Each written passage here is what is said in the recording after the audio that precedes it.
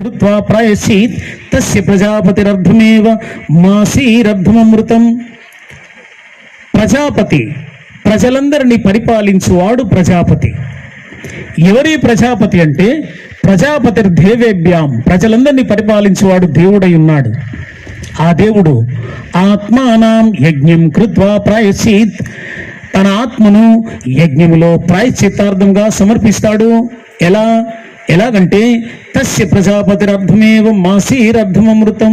ఆ ప్రజాపతి సగము మర్త్య దేహంతో సగము అమర్త్య దేహంతో యజ్ఞములో ప్రవేశించి మర్త్య దేహమును యజ్ఞములో ఇచ్చాడు, అమర్త్య దేహంతో స్వర్గానికి వెళ్తాడు అని ఉంది.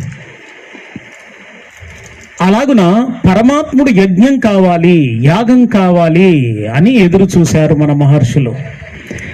మరి అలాగూ ఎదురు చూసిన వాళ్ళు ఎక్కడ కనుగొన్నారు అంటే అన్ని మత గ్రంథాలు అన్వేషించిన నేను చెప్తున్నాను, పరమాత్ముడు యేసుక్రీస్తు పేరున ఈ లోకములో అవతరించి ఆయన తన పవిత్రమైన రక్తమును చిందించి మానవ పాప విమోచన కొరకు పాపము ద్వారా వచ్చే మరణము నుండి, మరణము తర్వాత వచ్చే నరకము నుండి తప్పించడానికి ఆయన తన పవిత్రమైన రక్తమును చిందించాడు.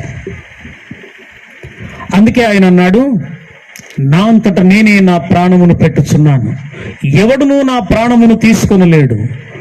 నా ప్రాణమును పెట్టుటకును మరలా దాన్ని తీసుకొనుటకు నాకు అధికారం ఉంది. మరి ఎందుకు పెడుతున్నావయ్యా అంటే ఆయన అంటాడు, నశించిన దానిని వెదకి రక్షించుటకు మనిషి కుమారుడు ఈ లోకంలోనికి వచ్చాడు.